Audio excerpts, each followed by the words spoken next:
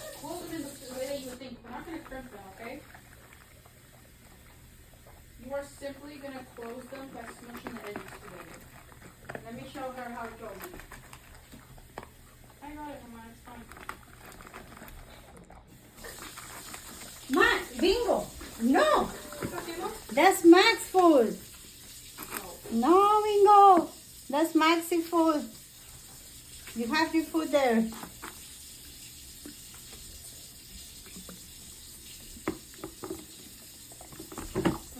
and then here you go. It should look like this.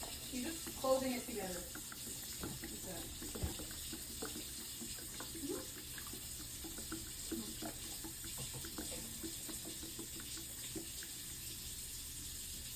Yep.